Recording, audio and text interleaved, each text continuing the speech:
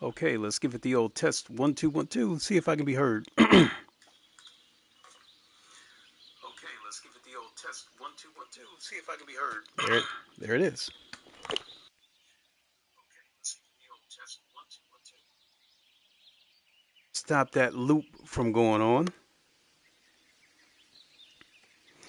Okay, what is good, everybody? It is the Godfather of VR, the ageless one of the man, Lincoln Clay, coming at you with a live stream of GT7. No cam, because for starters, I'm sitting in my bedroom, and I do have your typical bachelor's bedroom, clothes on the floor, all that good shit. Um, and I'm also like in a tank top and shorts and stuff, so I'm just in straight lazy mode. Lazy mode. Um, so we are here because earlier today I went to Best Buy and I purchased a Logitech G923 True Force wheelbase, and I'm here to give my live thoughts on it. Before I went live, I did test it a little bit on my PC in the bedroom. The PC I normally use is a streaming PC. I tested it on Forza Motorsports on PC, and I tested it here on GT7 on PS5, and I'm here to give you my live thoughts. And I think as far as my live thoughts goes, sticking straight to the wheelbase is probably going to be a little more positive than negative. But I think when I give an overall recommendation, I think it's probably going to be 50-50. And so I will start with the negatives. As of right now, I only have 3 negatives. And two of them go hand in hand. So I'll start with the first one, and that is the table clamp. I think whoever designed those table clamps should be fired. Um, the table clamp, it appears to work best on a table that's not very thick and flat. So I bought an end table from Walmart, and it's too thick. So the table clamps doesn't open up wide enough to clamp onto that table. And so I've got a little stand,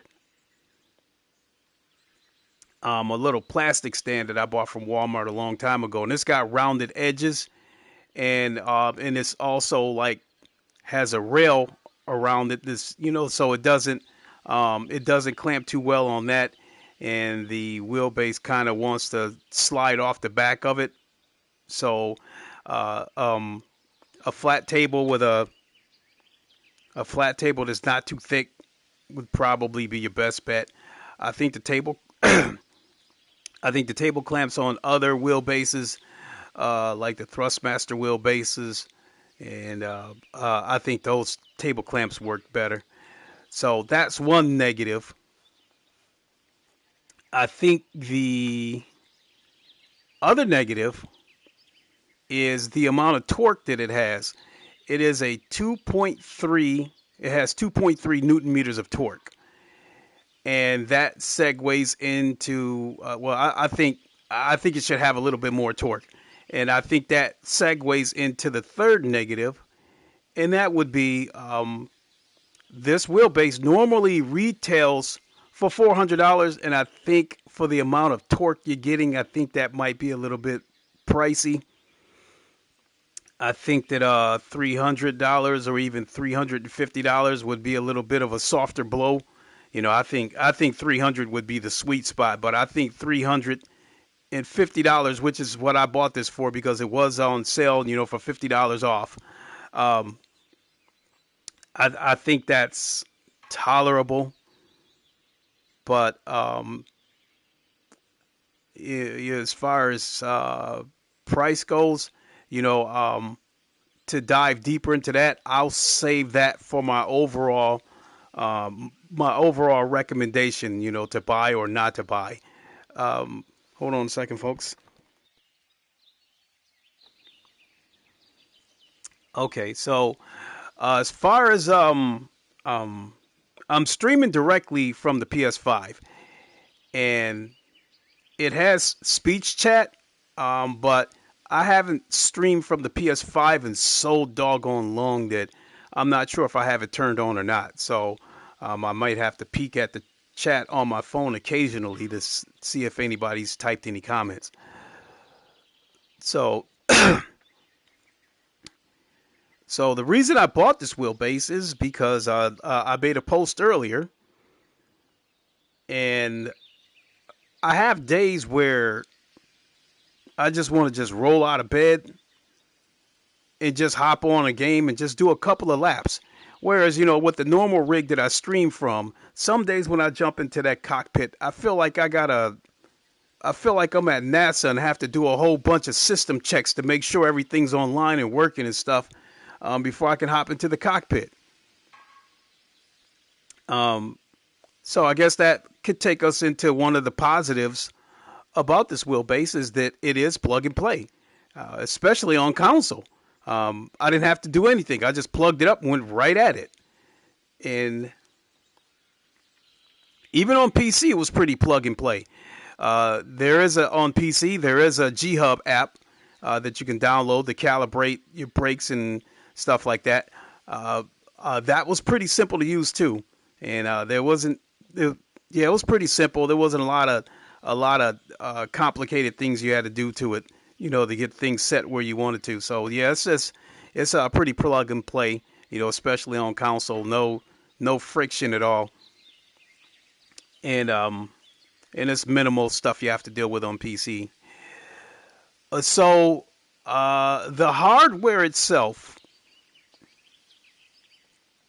I will start with the pedal set.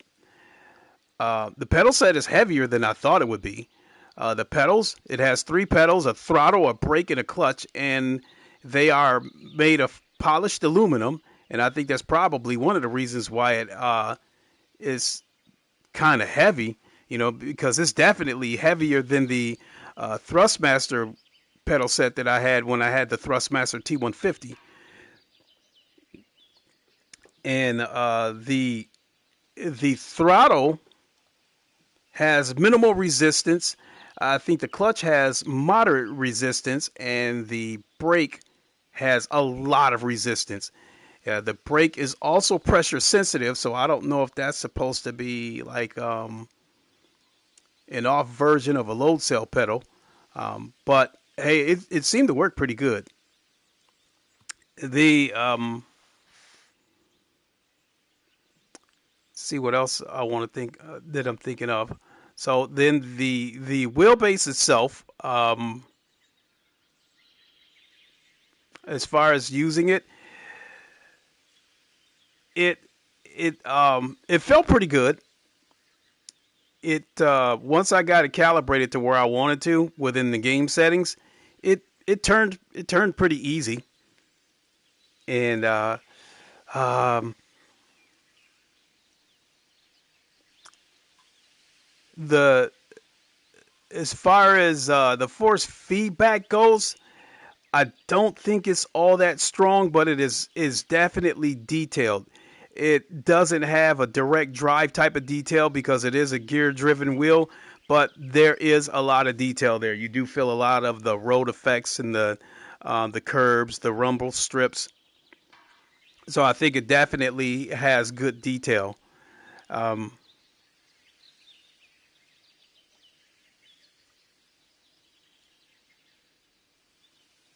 so I would say that for somebody that's getting into sim racing for the first time, especially if they're on like say the PlayStation, uh, I think that somebody that's bought a PlayStation 5 and they're trying out GT7 and they want to enhance their experience, and then they go off and buy a PSVR 2, which you can get them dirt cheap now.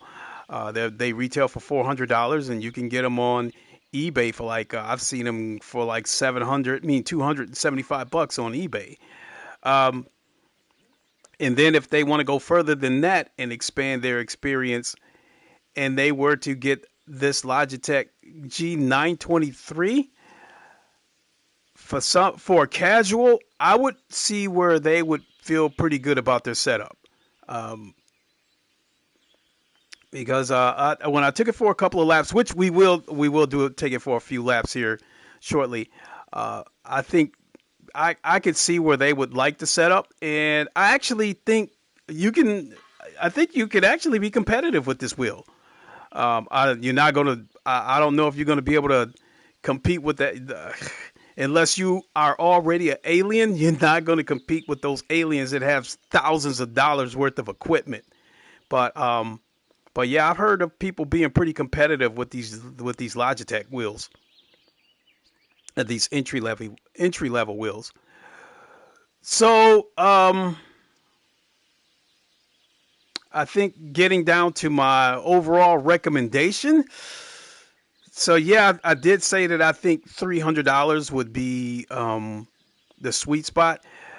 Now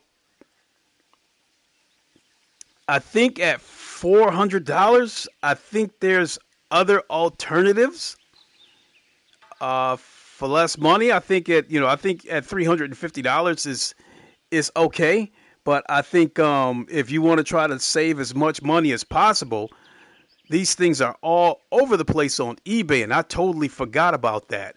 I've seen this particular wheelbase on eBay go as cheap as $150.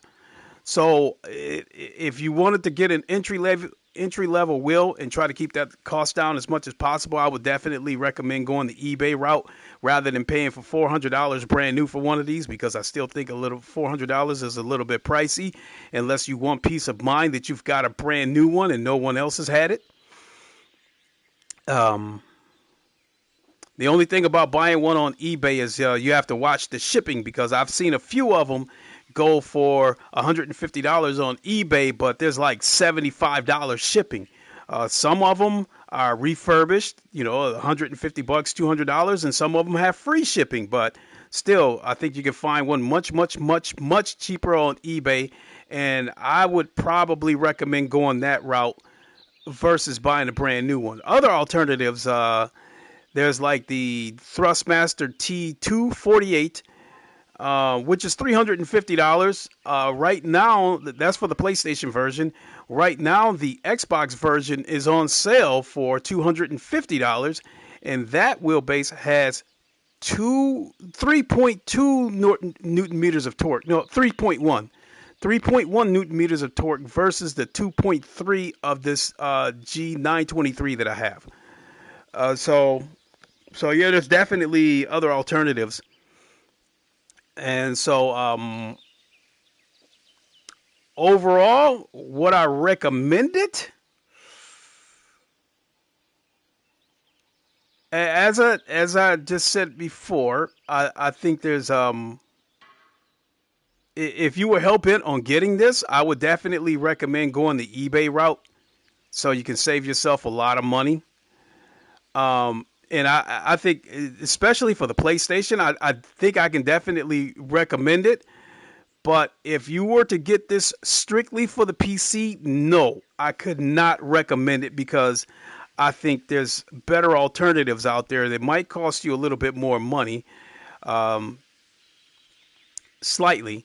There's the Camus C5 bundle. The wheelbase is 5 Newton meters of torque, and it comes with pedals for $330. There's also the Moza R5 bundle, which is 5 Newton meters of torque, wheel and pedals for $430. And then there's the Thrustmaster T598, and that's $550. And that wheelbase is, I think, 6 Newton meters of holding torque with a peak of 8 Newton meters with pedals and wheels, and that's $550. And those three that I just mentioned, the Camus, the Moza, and the Thrustmaster, those are all direct drive wheelbases. So I would, if you don't mind shoveling out the extra money, I would probably recommend a direct drive wheelbase. But if you're trying to keep the cost down, and you're going entry level, and you're just like a weekend racer or something like that, yeah, I could definitely recommend this if you were to catch one on eBay. But buying one brand new, ugh, I mean, if you don't mind spending the $350 or $400, that's fine. But again, if you want to save a lot of money, I would recommend going the eBay route to get one of these. So all in all, what do I think of this wheel? I would call it a Thrustmaster T150 with a lot more detail. Because again, yeah, you feel a lot of the roll detail, the curves, the rumble strips, but it's just not a very strong wheel. And I mean, I even went into like Gran Turismo, for instance. I even went into those settings, the force feedback, and cranked up the force feedback, and I didn't feel any increase of torque in the wheelbase. So I think it is what it is with this 2.3. And if I'm not mistaken, I think the Thrustmaster T150, I think that's also 2.3 Newton meters of torque, and that was $200 way back in the day when I bought it. It's a discontinued wheel, but again, so overall, I feel like this 923 is a Thrustmaster T150 with a lot more detail. So not a bad wheel. I just think $400 is a little bit much for it. So there's that. So I think we can go ahead and do a few laps, and if anything comes to mind while I'm doing a few laps, then I'll talk about it.